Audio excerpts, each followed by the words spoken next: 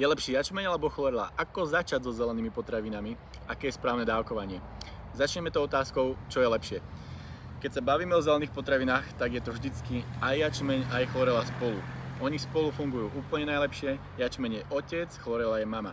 Keď máš jedného rodiča, tak je to určite lepšie ako žiadny rodič, ale keď sú dvaja rodičia spolu, tak je to nie že dvakrát lepšie, ale je to trikrát, možno 5-krát lepšie, je nám to jasné. Medzi nimi funguje synergický efekt, to znamená, že si navzájom pomáhajú a ich účinky sa násobia. Kebyže mi priložíš nôžku k krku a povieš mi, vyber si iba jeden produkt, tak ti asi poviem, že si vyberiem chlorelu, ale bolo by to riadne tesne. Určite, pokiaľ je tá možnosť, tak vždycky obidva. No a ako začať s užívaním zelených potravín? Tak na začiatku ti dojde takáto krabička, tu nám máš ten jačmeň. Jačmeň odporúčam určite práškový a asi 99% ľudí aj používa práškový. Vnútri je takýto zelený prášok. No a máš 3 možnosti. Ku prvej objednávke dostávaš takýto malinký shaker a takúto odmerku. Takže jednoducho to je zhruba taká čajová lyžička. Nasypeš tam. Najskôr opatrne, aby sa ti nestalo práve to, čo mne teraz, že to strieka kade tade, keď to nezavrieš úplne dobre. Takže odporúčam to hrkať niekde v drese alebo tak. Možnosť číslo 1. Možnosť číslo 2 je, že máš takýto pohár nachystaný. Dáš si zase takúto odmerku a máš takýto mini mixer, ktorý je super praktický, pretože iba takto povrtíš.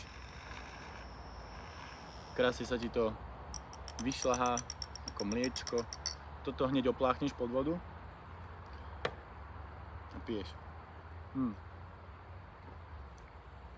Ten pohár, keď dopiješ, tak zase trošičku naplníš vodou a poleješ kvetinky. Oni potom budú dostávať tiež výživu a budú lepšie rásť. Tretia možnosť, ktorú používam ja, je, že si zoberiem takýto veľký shaker a proste to tam od oka nasypem.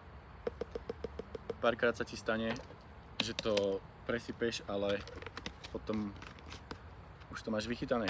No a predtým, než to začne mixovať, tak do takéhoto veľkého shakera, pokiaľ máš práškovú chlorelu, tak si ju tam môžeš tiež dať a môžeš to mať spolu. Takže máš v jednom shakeri aj jačmeň, aj chlorelu, vypiješ to a máš vybavené.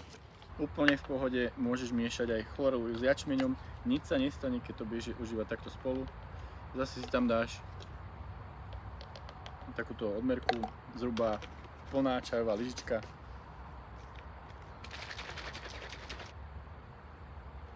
To je jedna možnosť, ako konzumovať chlorelu, je, že si ju zmiešaš priamo s jačmeňom. Druhá možnosť, ktorú ja osobne preferujem viac, je, že máš tabletkovú chlorelu. To sú takéto tabletky, ktoré sú v sáčku. Nasypeš si na ruku zo 15-20 chloriel, dáš do úst, môžeš to pochrúmať, pokiaľ ti to nechutí, alebo vieš, že už máš čisté zuby a utekáš niekde do roboty, do školy, tak si skrátka zapiješ tým jačmeňom. Ja si teraz zapijem, aby som mohol rozprávať, ale za normálne okolnosti, pokiaľ si doma, tak to odporúčam hrísť, pretože keď ju hryzieš, tak ona ti ošetruje už ústa, vyrovnáva pH, menej sa kazy robia, menej sa afty robia. Táto tabletková je super aj pokiaľ by si mal zápal v hrdle, tak je naozaj dobré to pochrúmať a nechať ten chlorofil pôsobiť na ten zápal. To isté platí pre všetky problémy, ktoré budeš mať v ústach, nejaké zápaly, zuby, hocičo. Takže ja odporúčam jačmeň práškový a chlorelu odporúčam tabletkovú. Ale niekomu tie tabletky nevyhovujú, takže tá prášková je úplne v pohode.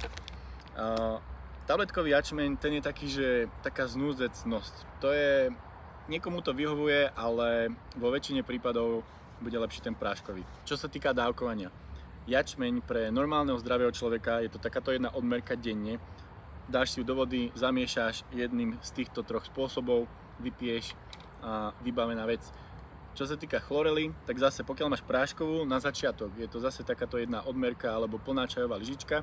No a pokiaľ máš tabletkovú chlorelu, tak je to 15-20 chloriel denne na začiatok.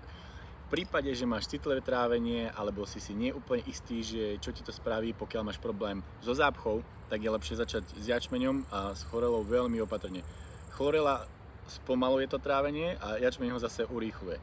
Takže pokiaľ máš zápchu alebo citlivé trávenie, tak s tou chlorelou treba začať opatrnejšie, ale určite je dobre začať, pretože ona tie čreva prečistí, zharmonizuje ten mikrobióm a potom všetko bude fajn.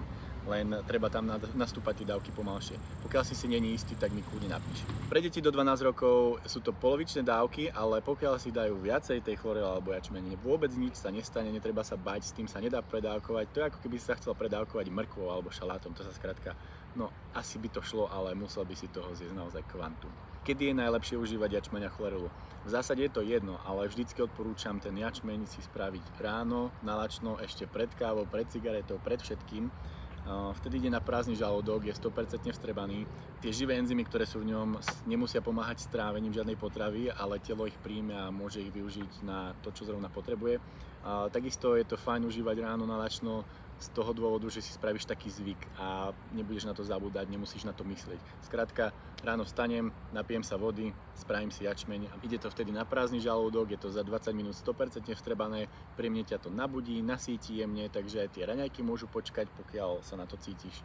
Niektorých ľudí to nabudí tak, že potom majú problém spať, takže opatrne s jačmeňom večer, ale treba vyskúšať, niekomu to úplne vyhovuje. To isté platí pre chlorelu. Kľudne si ju môžeš dať ráno s tým jačmeňom, ale pokiaľ si ju dáš hocikedy počas dňa, tak sa nič nedieje. Niekomu sa stane, že nalačno im to moc nevyhovuje, tak vtedy úplne normálne si to dať po jedle, je to úplne v poriadku. Treba sa s tým skrátka pohrať. Ja ale vždycky odporúčam každému, nech si to spraví ráno, pretože potom nezabudne cez ten deň na to a má vybavené. Druhá vec je, že si spravíš taký návyk a nemusíš nad tým rozmýšľať. Čo sa týka nejakých obmedzení v užívaní zelených potravín, tak ľudia s autoimunitnými ochoreniami, tí potrebujú dávkovanie mať naozaj mierne a veľmi pomaličky stúpať. To odporúčam vždy konzultovať osobne a s individuálnym prístupom potom nastavíme správne dávkovanie. Dôležitá informácia je, že zelené sa môže užívať aj spolu s liekmi, ale vždycky treba dodržavať hodinový odstup medzi zelenými potravinami a liekmi. Niekedy sa objaví informácia, že by si nemal užívať zelené, keď užívaš lieky na riedenie krvi, ale nie je to pravda. Jediná taká vec je, že keď užívaš varfarín, tak tam treba tie dávky mať konzistentné, pravidelné, aby nekolísala hladina vitamínu K. Pokiaľ si tehotná alebo dojčíš, tak tieto potraviny nie len, že sú bezpečné, sú priam extrémne vhodné pre teba. Jednak pomôžu tvoje telo vyčistiť, ale takým spôsobom, aby to nejak nepoškodilo tvoje bábätko a zároveň ti dodajú kopec dobrej výživy, ktoré ty aj tvoje bábo bude potrebovať. O benefitoch pre tehotné a dojčiace ženy sa ale budeme baviť v inom videu.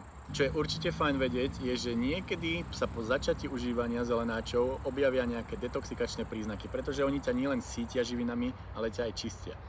Ako to prebieha? No, môže prísť nejaká zvýšená teplota, môže prísť nevoľnosť alebo slabosť, možno sa trošičku zhorší ten stav kože, pokiaľ máš problém s kožou.